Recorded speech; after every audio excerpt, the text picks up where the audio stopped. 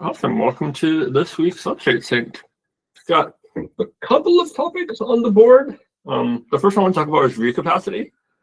I feel like Ben, perfect. Young Troll just joined.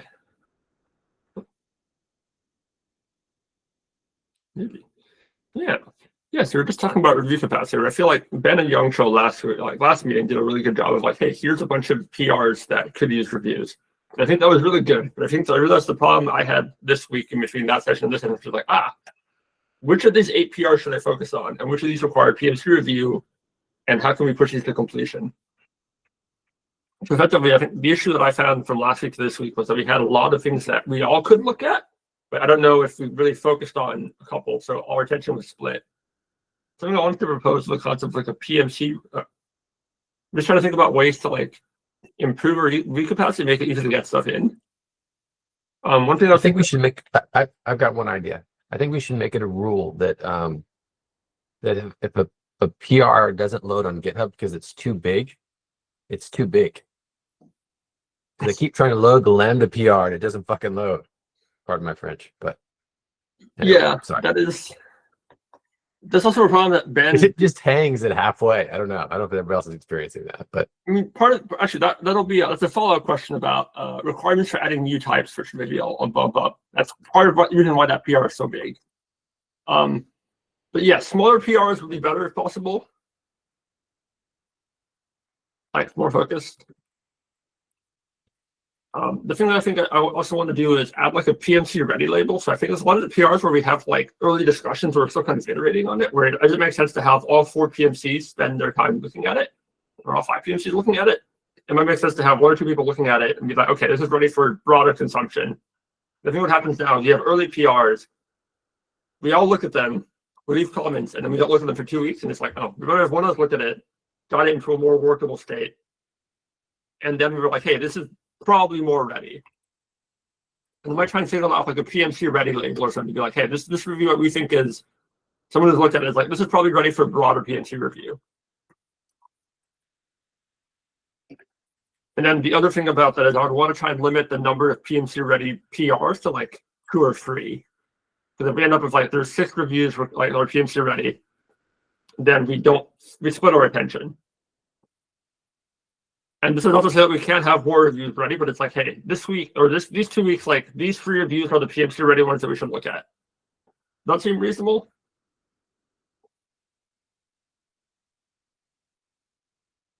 And this actually I don't know. It's funny because it's not an uncommon problem, right? No. As a project gets more successful, there's this period of time where there's too much activity and yet people, I don't know. I mean, I'm not working on Substrate 100% of my time, right? Like, and I think probably most people here are not. No. And so it's like drips and drabs here and there, which is, I think, part of the problem, right? Like, I actually put time on my calendar to work on Fetch with Ties. I specifically put that on my calendar, and then like blew through it and then didn't reschedule it and then just didn't do it. Yeah, I mean, I think that the biggest thing, like, I think Victor, I'm supportive of your ideas. I feel like the biggest thing is just being open about the fact that like, hey, we're falling behind our reviews right now. And like a reminder on each call, hey guys, we need to double down and get like, like it's actually better with the time change. It means that, it's an hour later this meeting for me. And so I'm just like, you know what, I'm going to try to make it so that the hour before the call, I review stuff. And actually, that actually ties into part of why I want to do the prioritization. So in terms of, I actually do spend a fair bit of my full-time job doing this at this point. I've been doing 3 to 4 hours of PR reviews an afternoon, roughly, for like the open source stuff and the various projects. And because I know that, for example, you're not working on it full-time, Jackson, neither is David, and I don't know about Young Troll. I want to be like, hey, we have a lot of stuff going on. I think these ones are ready. If you have like an hour of your time, these are the ones that you can look at and push and are mostly done. And that's kind of what I want to propose there, where I actually do have enough capacity to be able to like highlight I think these are ready to focus down and push through. So yeah, I mean, I feel that's like we need a super bit of time, helpful when you can do that. and actually on that topic as well, I do want to. I think I want to. I'll make a PR as well. Another one to clarify the governance on documentation. 'Cause I think there's actually some PRs that we're doing right now that people might think require full PMC review, and actually it's like, oh, for example, Ben's clarifying some language about like we prefer non-zero values for references, which is kind of already part of the spec. We're just clarifying the documentation. And I think technically the governance indicates that that only requires one committer, but I don't know if it's clear. So I want to make some clarifying language to be like, hey, these things actually require full PMC, and these things can be done by any committer to kind of increase the number of people who can look at them. There's a table of all that. There is that table. I want to add more examples to what that means and clarify some of the language there to make it easier for people to be like, okay, yeah, this actually is fine for me to just YOLO. And then on the topic of review capacity, I was thinking, oh, we should probably make more committers. Again, it's probably that time of year.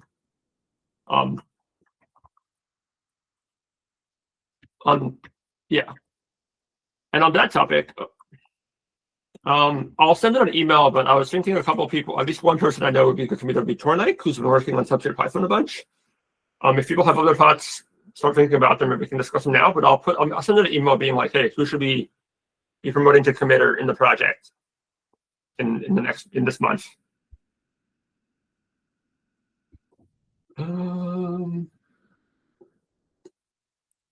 Yeah. Guys, any other thoughts about review capacity, or just kind of? I'm wondering whether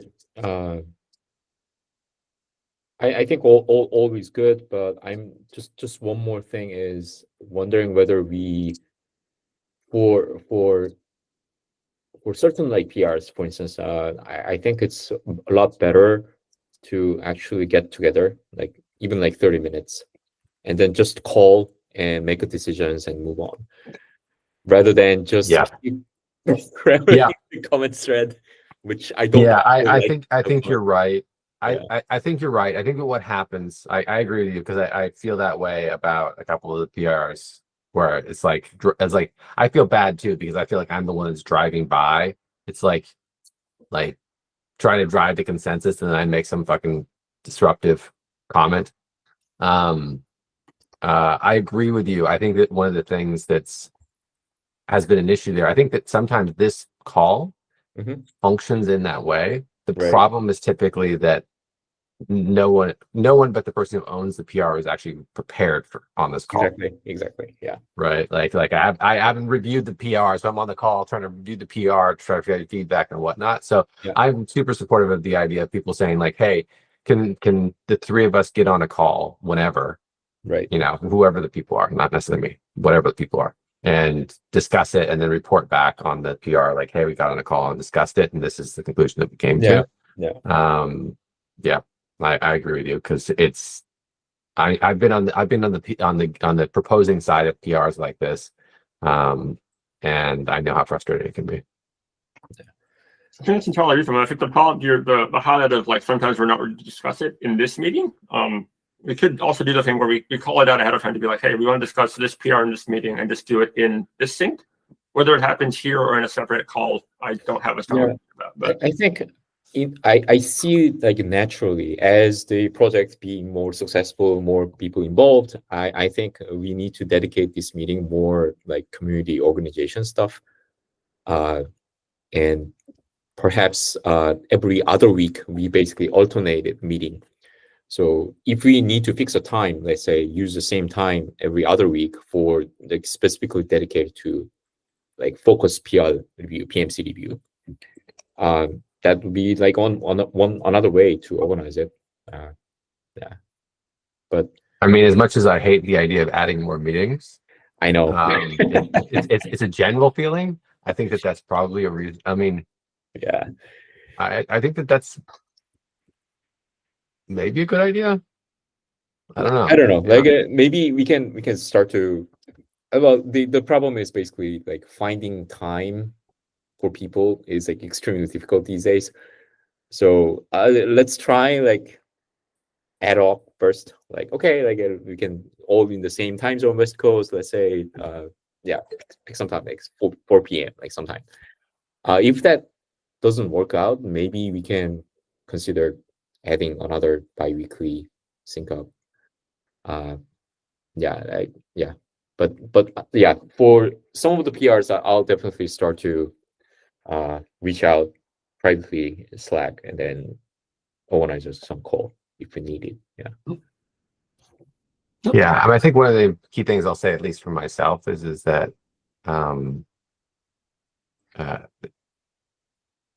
it's not because I don't think the stuff's important or that it's just, you get distracted with other things.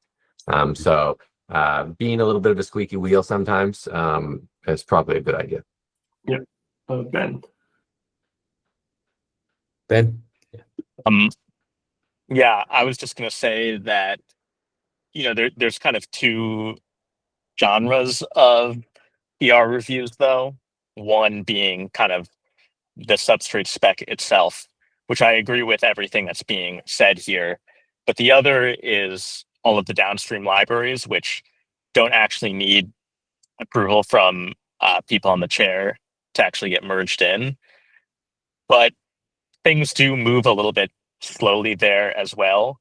And sometimes it's for very small PRs that are just making the downstream libraries actually be spec compliant. And I feel bad because I feel like I'm just dumping PRs on all of the repositories because I am someone who is basically just doing this full time. So every time, one small thing comes up, I just open up a PR right away to try and fix it. But do you have a specific library in mind, or is it all of them?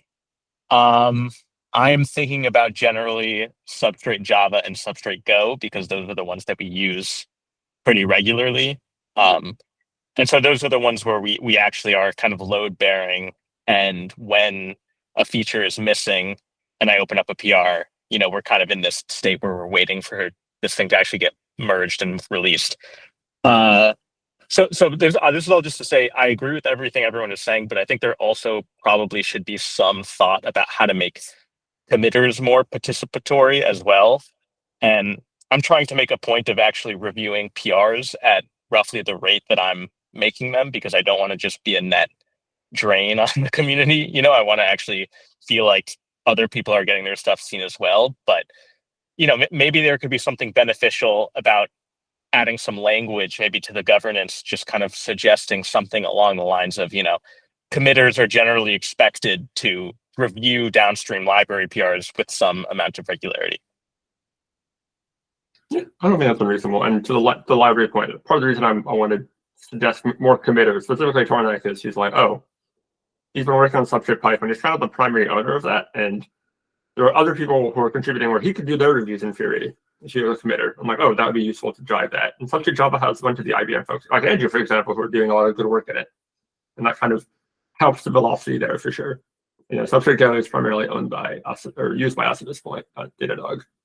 But yeah. Yeah, is there any way to know who is using, like, take Substrate Go in particular, because that's probably the one that there's the most time to actually be able to get a review.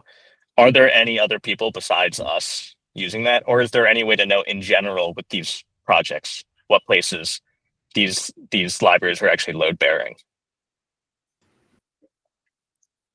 No, off the top of my head. Oh, go ahead, Andrew. I think unless someone randomly mentions it, we just don't know. Okay. I think we only know the people here can say like, no, we're not using it, right? So like we were using it, we were heavily involved in it, and we're not anymore, which is probably obvious. But yeah, I don't know that there's any way to know for sure. Usually, I think the key indicator that is a good signal is how much are other people opening issues or saying anything, right? Because if nobody's saying anything, odds are no one's doing anything, right? Like as an early company, the thing you want is you want customers complaining about things, Sure. because that means they care about them. And if nobody's complaining, then nobody cares. Early on in Substrate Java, I was making a lot of breaking changes, and no one was yelling at me about it. So I assumed that either they were changing it or no one was using it. I wasn't sure which. But this just opens up an even broader discussion, which is like if the problem then is that people aren't using Substrate Go, then it would be great to figure out how to get more people invested in that particular library's success, for example, which I don't know what that looks like. I've never participated in one of these communities before, but like certainly we're very invested in it at Datadog. Yeah, it's an interesting one. I'd say that, like, yeah, generally making sure that people know about it in communities that are relevant. The thing that's a little bit less typical is that Go is not a language that most people build data systems in.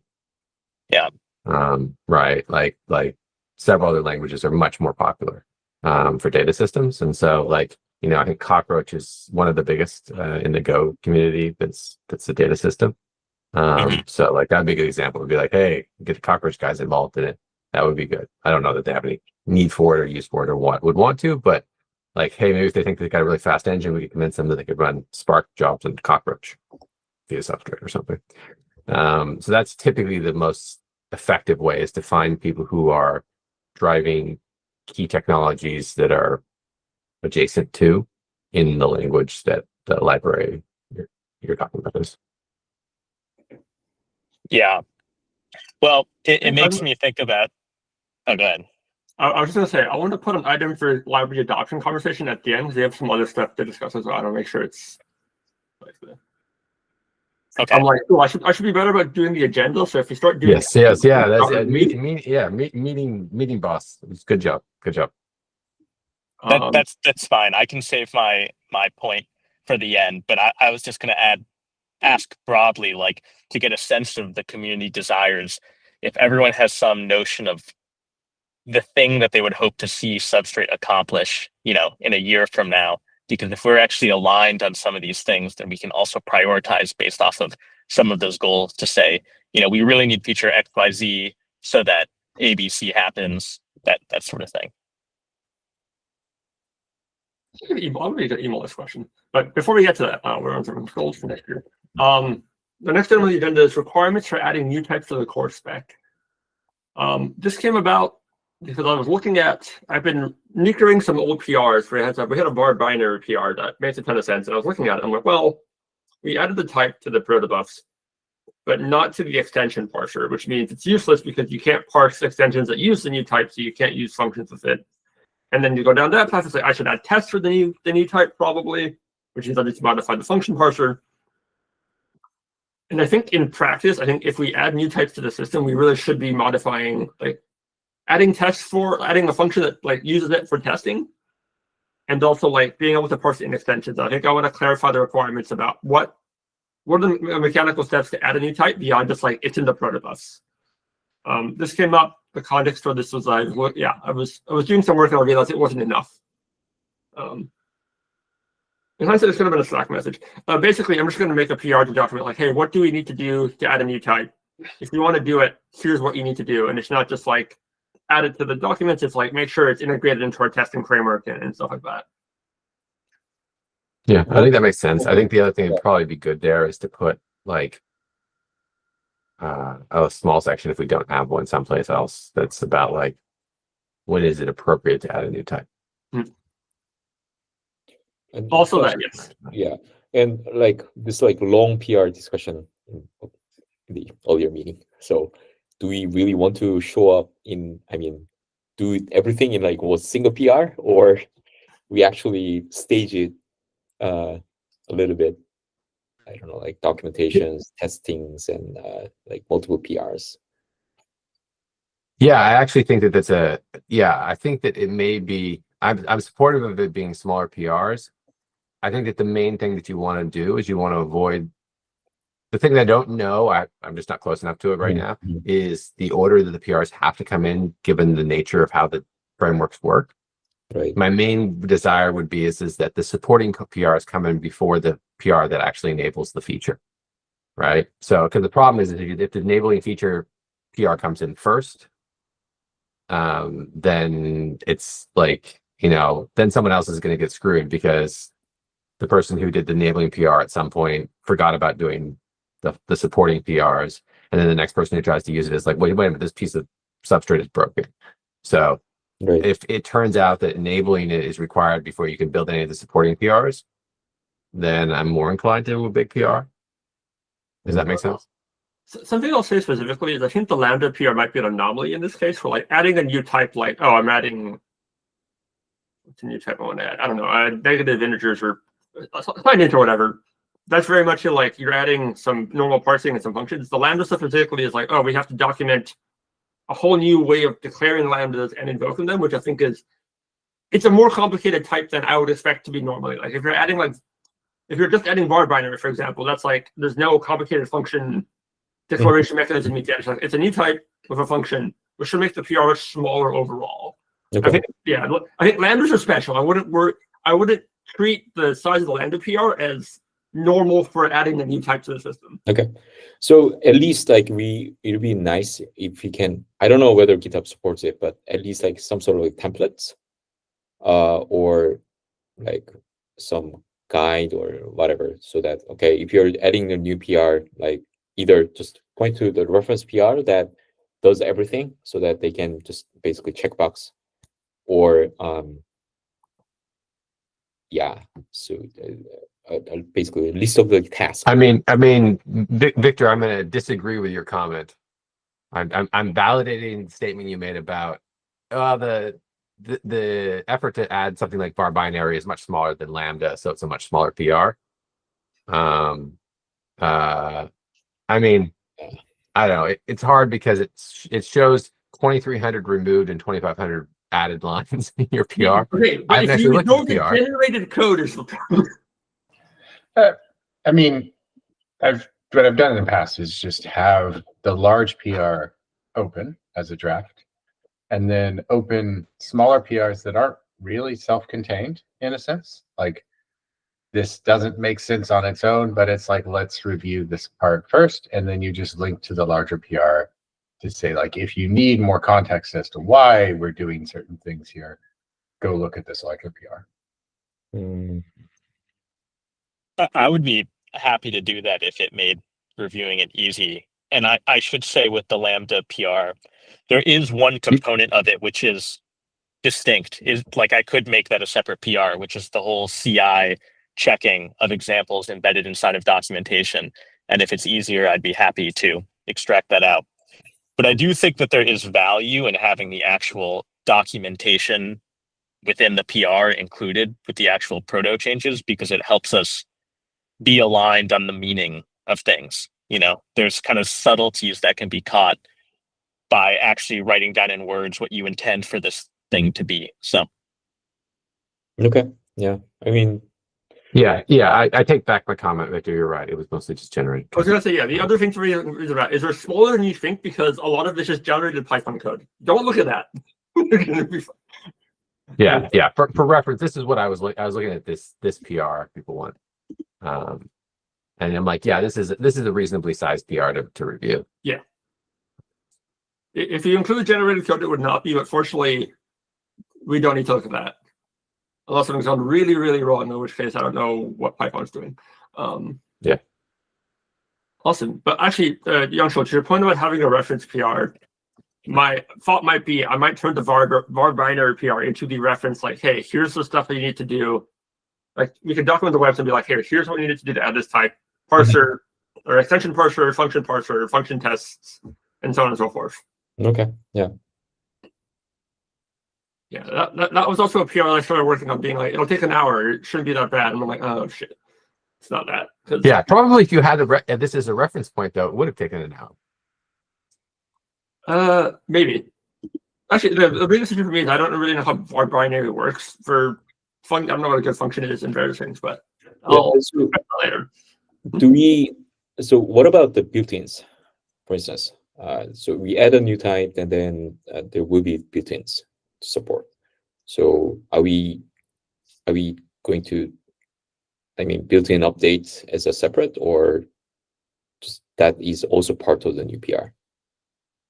Sorry, I missed the start of the question. For instance, I don't know, like, let's say I owe the collation support thing, but let's say I add a collation. Does that also include like all the built-in string function update, the string functions update to support all these new string type. Would that be part of the big PR? I think it would be fine for that to come in a follow along. Like enhancing existing functions to support a new type or a new type behavior to me feels like that's fine as a follow on. Okay. I don't know. I'm just one opinion, but Yeah. I mean, I'm just trying to, the smaller PR thing. Like I try to like tease, but the PR adding a new type actually means a lot of things, and I'm trying to see like where we are drawing the boundary. So, and I actually am bringing this up because I think, type itself with documentation, proto update, maybe the testings and parser update, sure, that can be one thing. But the actually updating the built-ins, maybe not. Okay, yeah. Yeah, and that kind of leads me to my next question, which is about what is variadic function parameter consistency? Like, what does it mean to be inconsistent? Where there's a couple, to take a step back to answer this point, there's a couple of things that are in the spec that are from like 4 years ago that were like, here is the YAML schema for it, here is like the algebra schema for it, or in the protos, and there's like very little description or examples for like what it is, what it's supposed to be. And I think that's obvious. I don't even know It's why like all you documentation. It's all self-documented. parameters, to be honest. Yes, you're right. Yes, you're right. So I tried to add one in the agenda as an example. Right. So if you have you have a parameterized type in your variadic, right? Like decimal, right? And you want to support varying the parameters of the individual arguments, right? That's what inconsistent means. It means that the parameters for 2 arguments into the variadic can be distinct parameters of the same type. So you have like varchar 4, varchar 6, varchar 7 in your variadic, and you'd have to handle it. And then the question is, how does that deal with like the type? Like that does make sense. I think I'd want to update the example, because like my issue with the example in the docs is like, hey, you have a function ABC where the C parameters are consistent, and there's a mention of a type T constraint. And like, there's no type T in the example. This is me pointing out that this wasn't. I didn't know what this meant, and it was hard. Okay. Also, I didn't really know. Yeah, but yeah, the varchar 4 plus varchar 6 is the example. It's literally like, okay, you want to have like a single parameter type, but the parameters can vary. They don't have to be consistent. Yeah. Okay.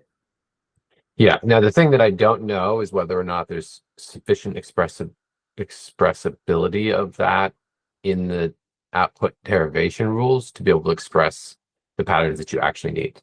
Yeah. So let's say varchar 6 and plus that's kind of the varchar 4, other you thing. want to do L1 plus L2.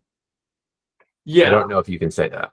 No, and that's kind of the other thing I was thinking about. Like, okay, there's this thing you can make them inconsistent. How does it interact with type derivation? And then also, what would you actually use this for? It's like, it's an added feature, but there's no function that actually uses it in the core spec.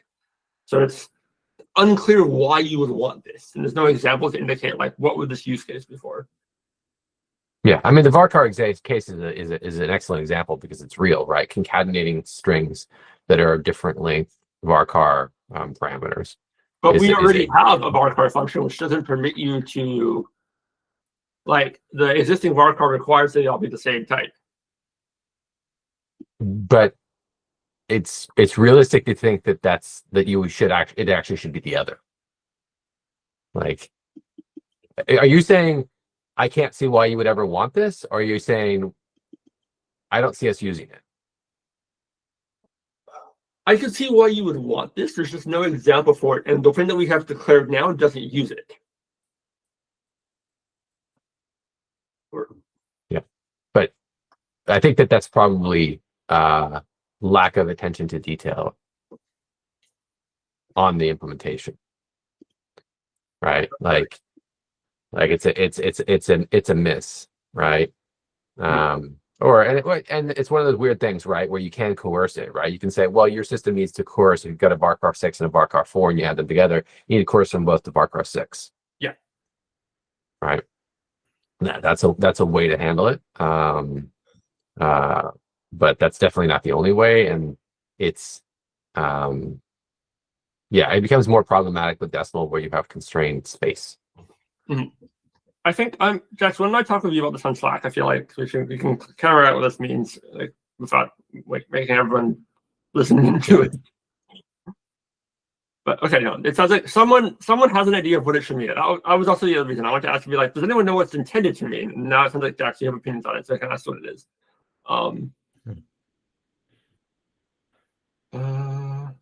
Okay, I've already mentioned the new committers thing. Actually, quick question: do we have a Substrate Google organization? Oh, no. Uh-huh. I mean, I think I have a Substrate email address, but I don't even. I think maybe it's set at the DNS level to forward to my. Like we have. Also, you're getting delivery failures, by the way. They're getting into my inbox for some reason. So At Substrate, somebody done it. yeah. Okay, I should go look at that because I think that we have. Yeah, we don't have Google. We don't have a Google organization. A Google group, or I don't know Google. Yeah. I think you're asking, do we have like a Google workspace Yes. kind of thing? Effectively, I have a bunch of like meeting transcripts that exist in the Datadog like organization that I'm like, okay, it should be nice to publish them somewhere where other people can look at them. And I just don't know where I could put them. And I was like, oh, if we have a Google Drive organization, I could just shove them in there. We don't, because you have to pay. Like, there's no like There's no free. It's like per head kind of thing. Noted. So yeah. So the main thing that I actually try to do is that, and I'm not great at it, but I try to put open source stuff in my personal Google account. Yeah. So it's not associated with any specific company. Yeah, I might move the transcripts into my personal account, and my IT people shouldn't hopefully won't detect that as being malicious. Removing it like we're child. I can just see your manager be like, hit this message. Victor just took 75 internal documents and pushed them to his personal Google Drive. What's going on? It'll be fine. I mean, you could also just make them plain text, and it could just be another repository that lives in Substrate GitHub, and that way it's all in one place. But then he'd create a PR and someone would have to remove it. It sounds bad. Let's put no checks on that one. I want to flip this a little bit. Jock, do you have an SMC larger than PMC comment? Here, let me fix that so it doesn't look like that. There. This is such a stupid little thing, but I'm just gonna ask it because when we created the Substrate governance stuff, we called the management committee the Substrate Management Committee. And the reason is that in Apache land, it's project management committees because there are many projects and there are different management committees for each project. Okay. And so we're like, well, there's not multiple projects here. There's just Substrate.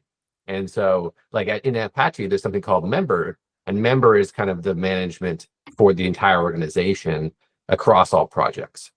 And so SMC was meant to mean that. Now, more recently, the thing that Weston's working on that I can't, it's a name, Lance. That's what's called. I'm like it's a person's name.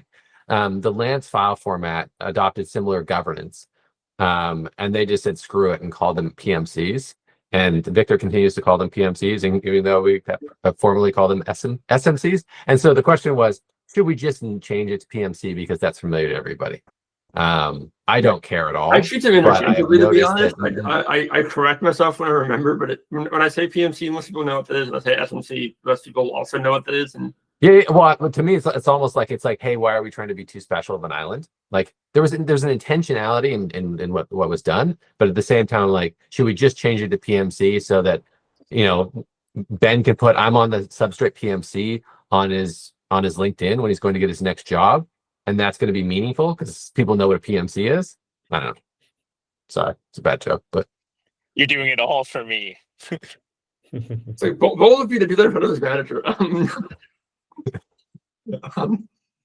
Is there anything? I guess there's the PMC is like this. is there a distinction between like the committer role and the project manager role? I mean, I've been treating PMC as like yes, you, Yeah. Jax, Yeah, Weston. yeah. We have committers and we have the SMC, and SMC is equivalent to a PMC in an Apache project. Okay, yeah, I'll just be committers and Um, SMC, or Yeah, so it would just be committers and PMCs instead of committers and SMCs. I'm on board for this. It seems like it would make. We'll switch to it, and I'll keep calling this SMC for the next 2 months, obviously. But Well, hey, I'm saying I don't care about it. If someone wants to do it, I'm totally fine for it. I'm blessing someone's interest in doing this activity, but I don't care. Well, Weston's coming up with new terms. Jesus Christ. No, I'm fine with PMC. I just call it PMC half the time when I'm talking to people anyway. yeah, cool. I will do that. I hate inventing new things when it just makes people. It's just cognitive overhead. So I if will do someone the wants to register open a point. patch that's changing it, I'm supportive of that. Cool. I will take everyone. There's enough PMCs here. I'll take that as I will make the Redux replace. Ben can look at it, and then I will YOLO merge it. I think that needs an SMC approval. I am an SMT. It's a governance change that actually needs 3. Yeah. Yeah, that one needs 3 because it's going to change the governance stock. Yeah, I don't think it's going to be controversial. This thing. Oh, is it fine to exercise like -1? I just want to. You can beat up. This is like one of the few chances that I can Yep. exercise that. One of these days, we need to hear Yeah, you something. can kill it. That would kill it. I believe it has to be accompanied by a technical argument against. I will make that PR. I will not YOLO it, but I will make it a PMC ready because it'll be very boring, hopefully. David, I wanted to ask you about, you mentioned Substrate Postgres something or other. I'm curious. Yeah, I was trying to see if I could write basically an extension for Postgres that I would take it would accept the Substrate plan and basically convert it into a regular plan and then execute it. I've got it basics of it working, but it's been complex because the constructing a Postgres plan requires like knowledge of I guess exactly how they're dealing with their memory behaviors. And once I get to anything really complicated, it just crashes as a result. But it seems interesting. It seems possible. Definitely, there's no reason that any database system that has an extension system shouldn't be able to take Substrate in. And That would be the dream because we do generate a lot of Postgres SQL strings and it is a pain in the ass. Cool. yeah, anyway, so I was working on it a couple months ago. I haven't gotten back to it. But yeah, it definitely would be fun. Yeah, I think the final item is just from pulling up Ben's item about library adoption and goals. Well, I combine those. Go ahead. just a comment on what David's working on because I think it's relevant to this Yes. discussion about goals. Sorry to skip the library adoption item, No. but I was just talking to someone here about this question of like, what is the way that you would hope the Substrate community evolves over time? And one of the things this person I was speaking to was saying was about making more databases actually accept Substrate directly with the intention of being able to swap out databases a little bit more freely and not be wed to any one implementation. So that's why when you started talking about that, David, at the beginning of the meeting, I perked up a little bit because it was just so relevant to the discussion I had just had right before getting on this call. But contextualizing it in this conversation about goals, what are the databases that there would be the most appetite for getting this kind of thing in first? And I guess the other axis is where would it be easiest? That's just one framing of this question of goals, but I don't know if anyone else has anything else they'd like to say. Well, I mean, part of the problem is that you've got to have 100% compatibility for people to want to use it, right? So Yeah. take the Spark Substrate gateway where you send in where you put in Substrate and it converts it to Spark Connect. It's great because it could actually do pretty much everything, but all the edge cases are different. And so you're not going to get back the same results unless you spend some amount of time fixing it. Yeah. And you're going to have that problem from everywhere. Sure. And that's part of the reason the dialect stuff is useful, is because that gets us to the point of being able to at least specify how a particular system behaves. And then you're having all the test stuff for the dialects, so you could actually validate it's actually there. Sure. Once you have that, I think you could go through and you could create compatibility functions like, DuckDB has an extension, and you can, well, I don't have this particular function, or I don't have this particular type, so I'll go and use all of the testing and all the dialect information to create the missing functions, create the missing types, and just use those instead of the DuckDB built-in ones. And then now you've got your compatibility. So there's a lot of effort to get to the compatibility part that we really want. And so I think I want to get there, but there's a large disconnect. Relating to that, is the consumer testing repo still relevant? It's so for example, for the Substrate module the Spark module in Substrate Java, I created a dialect, and I've also been looking to integrate that into the consumer testing matrix. And in doing so, I've had to upgrade the level of the Substrate proto buffers because it's quite out of date. But in doing that, there's also a bunch of other dependencies for that repo. So, for example, the IBIS substrate, the DuckDB extension, and they in turn, they're all well out of date on their level of the Substrate protos. And so I've sort of gone through and I've started to try and update some of those, and I've opened PRs that have sat there for a couple of weeks. And I for example, the IBIS ones, I've tried poking the maintainers of that. I guess it's been holiday season a little bit last week, but I suppose it leads me to the question: it is, as a PMC, SMC, do you still think that the consumer testing repo is relevant and something that's worthwhile bringing up to date, or has that moved on? Another dependency is the Substrate validator, which again is quite out of date. The Substrate validator is incredibly valuable. It has been, when I'm developing and making new things, having been able to check my plans is always great. But yeah, it has not been updated because it hasn't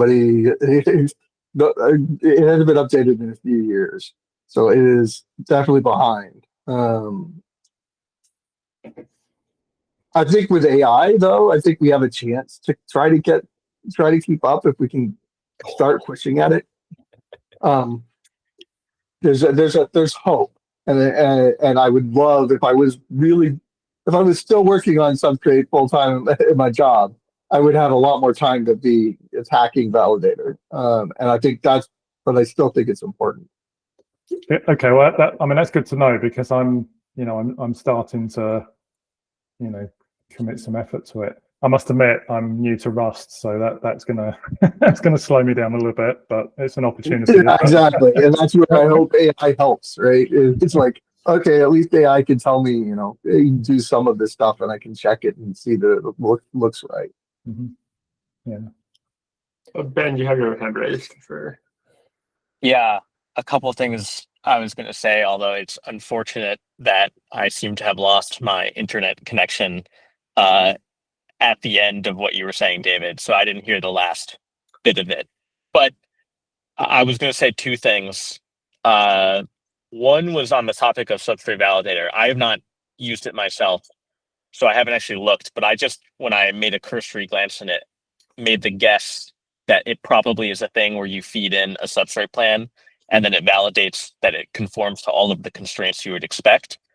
And the only thing I was going to say about that is, in my mind, the way I imagine every downstream library is sort of its own validator anyways, right? Like each library should be making sure that the substrate consumed is correct substrate in the first place. So I'm just wondering if there's some amount of work that gets duplicated across all of these projects if we're going to keep that one up to date as well. That was thing one I was going to say. And then thing two, just about swapping databases in general.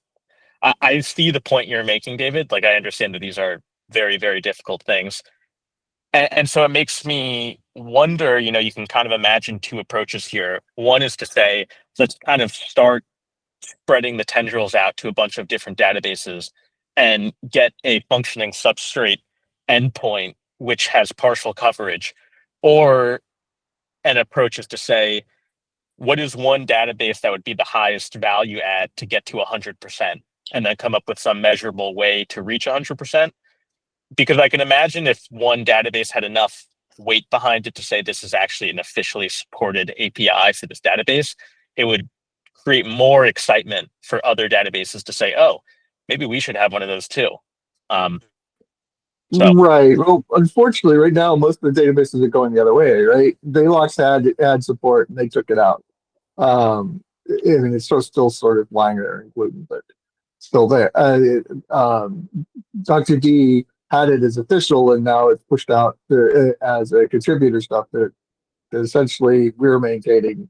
I don't think I've actually even updated the whole 1.4 version, so it's also behind. Yeah, we're going the other way, unfortunately, right now. I think I'll give a different perspective, or different, at least one high point is we're investing pretty heavily in data fusion. So we're really prioritizing that integration and getting it correct. And that might end up being hey, here's a reference implementation for how you can integrate Substrate into your database system with some kind of endpoint.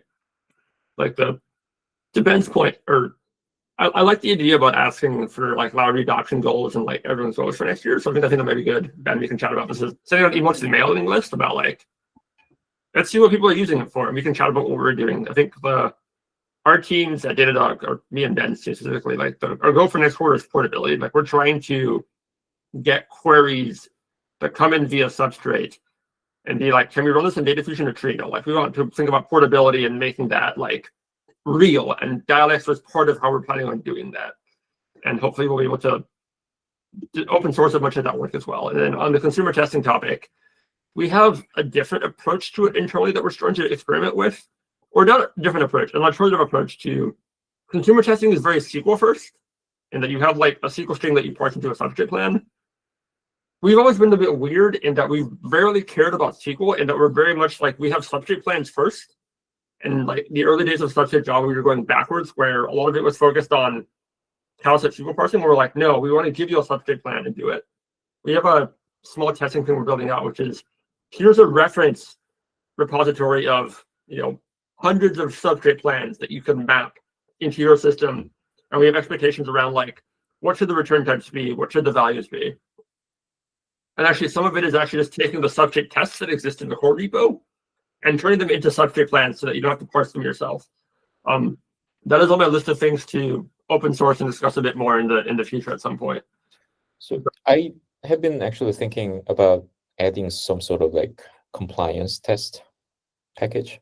So it will define as it's essentially a bunch of substrate plans and input data and expected result, basically. So literally what we have actually. Yeah. Equivalent. Right. So that's and then everyone just come and then just run the benchmark and then see like how many. And boxes how do you generate those substrate plans? Right, that's a great question. Unfortunately, because this is a compliance test, like someone has to go and validate whether these are really correct things. So we have a mix of Ideally, the validator would do that, but anyway. A lot of the test suites, they just check that either SQL or in the case of Spark, that it generates valid SQL, valid substrate, and then round trips and nothing goes wrong and it appears to work. But we don't really know, do we? We actually have round tripping in one system is not the best way to know that it's cross compatible. We have it's internally consistent is all that means. Yeah. So just to go back to the sort of higher level question, like, because I think originally Ben, you may put someplace or said it that like, where do we want to be in a year or what?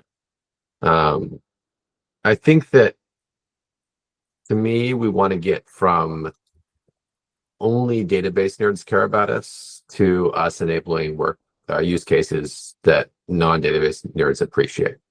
And I use Arrow as an example of this. So for a long time, Arrow was an academic endeavor, if you will, in that like only people who cared about databases thought it was interesting, but most of them were like, this is stupid because I already have my internal representation. I'm not going to have another internal representation.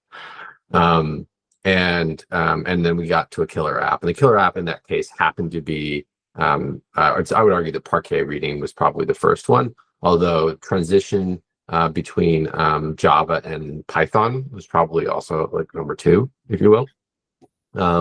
And so there was a lot of proof of concept work that was happening, and then we got a killer app, and that created enough energy in a broader ecosystem that people started to see benefits to adopting it and incorporating it into their technology. So it wasn't all the community itself having to like drive Arrow everywhere at every system, right? People just build it into their systems themselves now.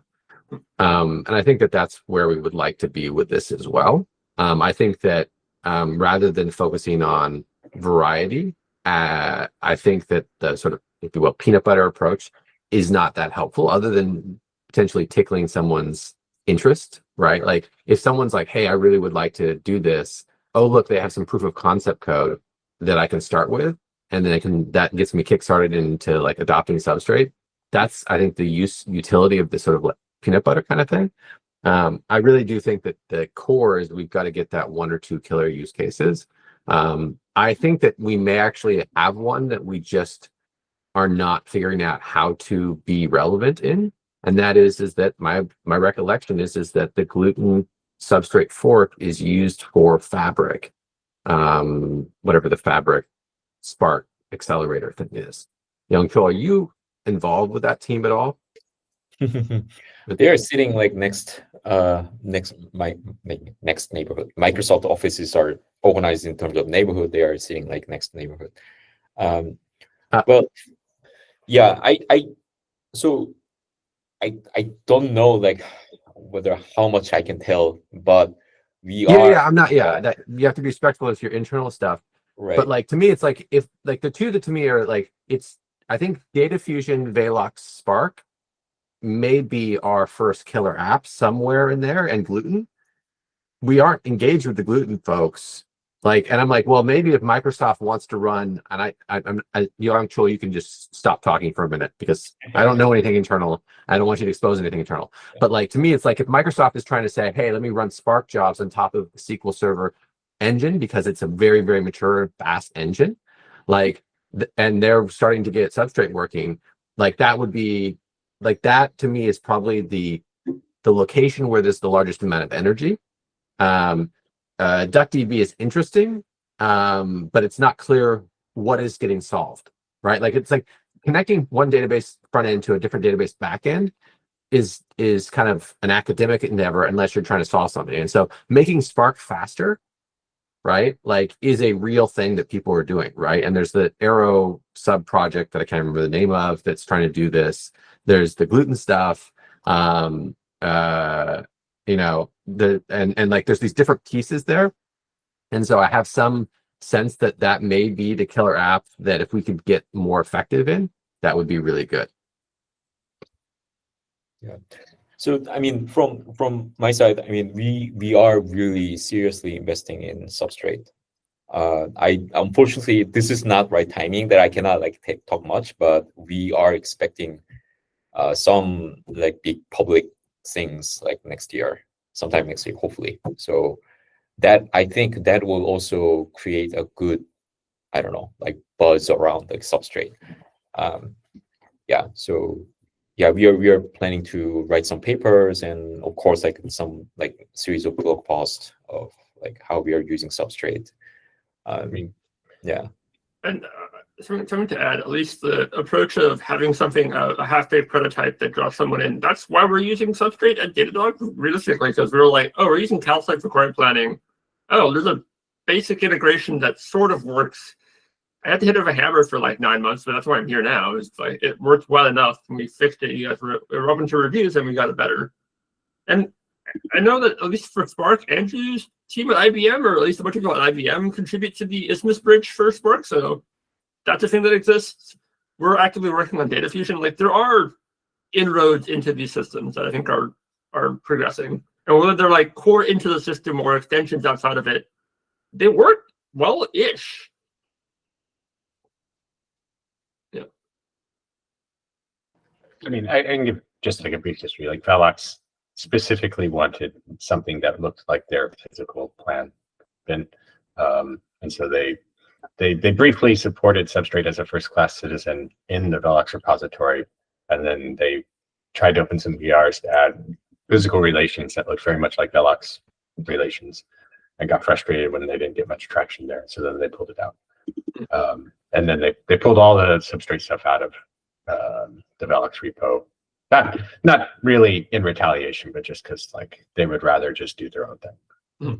And then Spark has Spark Connect, and Spark would love Spark Connect to be the thing that everyone uses. And so I don't actually have, and this is maybe just speculation, but I feel like Spark feels that Substrate is encroaching on Spark Connect's territory.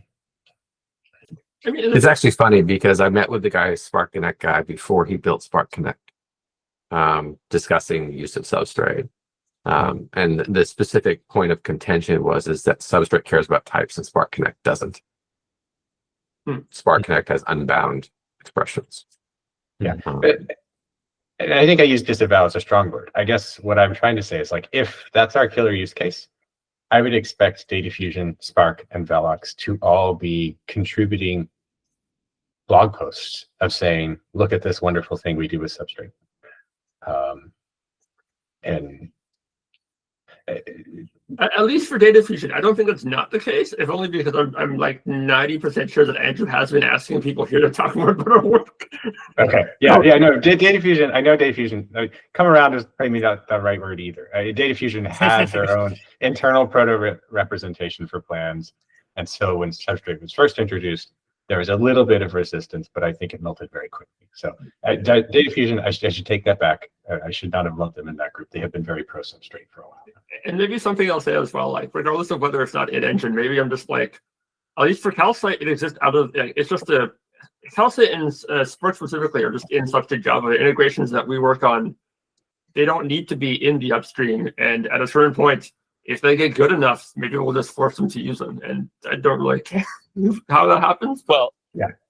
There's still that question though of good enough, right? Like they'll never use it if they're not good enough, and we'll never make them good enough if we're not using it. So it's like a chicken or the egg situation. Well, I think that's the comment I would make in general is that small communities like this, it is very unlikely that we're going to have great success on something that someone is not actively using on this call. And so it's like, oh wow, this is working really well for us, and other people are like, oh, I need that too, let me adopt this technology, right? And so like the odds that we prototype something, right, do some proof of concept of something, and then someone else starts using it, and that's what makes it a killer app, seems far-fetched. Like I think it's going to be like, okay, like whatever, it's, if you want, like someone else is going to want to go Java to Data Fusion, right? That's why I was saying, like, someone's going to want to accelerate Spark, and they're going to adopt they're going to adopt some of the things that we've built. Mhm. That's kind of my theory there. It's not AI. And so I would even say with Arrow, that's a good concrete example of this is that, like, generally speaking, Arrow was an add-on and not central to the systems that existed at the time, right? Like it wasn't like Oracle was like, yeah, we're adding Arrow support, right? Like it was like Spark. It was a fucking nightmare that IBM fought. Spark people fought to try to get Arrow support at all in Spark because they had their own alternative representation that they wanted, right? And frankly, it was not that the most meaningful part of the Arrow journey. So I think it's okay that we're on the edge of these things. Our goal is to be useful enough on the edge of some of these things that when the new systems get built, they get built on top of us, right? So it's like, yeah, Data Fusion, are they going to rewrite all their internals to be Substrate? No, right? They don't need But the next system might, right? Velox is a perfect example of that. Velox, largely, the internal data structures were Arrow, right? They added some new ones, right? But they didn't reinvent their internal data representation because they built Velox after Arrow was successful, right? And so I think the same thing is true here. As Substrate becomes successful, then people will build systems that have it be the core, right? The plan representation internal to the system will be Substrate, not just the plan representation on the edge of the system. But that's can take another 5 years to get there. Yeah. We are at time. I do want to let people go if they want to go, but this has been fun and discussion. Maybe I'll say for next time. I think this is a good question. I actually think that maybe we should ask this question once a quarter, which is the Ben question, which is like, hey, what trajectory on, and is there something that we want to adjust? Right? Because that's to me, and within the realm of what we can actually achieve, right? We can have grand visions, but if nobody's going to put, 100,000 hours a year into it, it doesn't matter, right? So do we want to make adjustments in how we're doing certain things? Say like, hey, you know what? And some of it might be giving up on things and saying, you know what, this repository, nobody here cares about it. It's not moving forward. It's kind of embarrassing having it there. Embarrassing is probably not the right word. It's kind of misleading because people come along, they try to use it, and then it's broken. They're like, God, Substrate's broken. So we may want to cull some stuff. That may actually be something we should talk about. Yeah, I think that's a great idea. I think for next meeting, I'll say, why don't we chat about long-term goals? I think, Ben, we'll chat about putting an email out to the mailing list to ask about this, and we can kind of do that. I would love to have a thing like being like, hey, 2026, here's what we want to work on at Datadog. This may or may not benefit you externally. Well, hopefully it will, but that way, Totally agree. new people can be like, what's Substrate up to? It's like, oh, here's an actual company that exists that's real that I know about that's using this and it's not going anywhere. And I was just going to add the one other thing, which is I think it's great to talk about what we want to accomplish once a quarter, and also great to talk about throughout the quarter if the things we're doing are lining up with the things that we said we want to accomplish. And I feel like one of the things I'm taking away from this call is that maybe it would be good, at least for myself, to be spending a lot more time invested in making the Data Fusion integration better, because it feels like there's a lot of momentum there, and we should ride it. Ben, you and I are gonna have a fun chat about tech variations in a bit. Great. Yeah, we're meeting right now. We're 10 minutes late, so. Thanks, everyone. All right. Thanks, everybody. Thank you, everyone.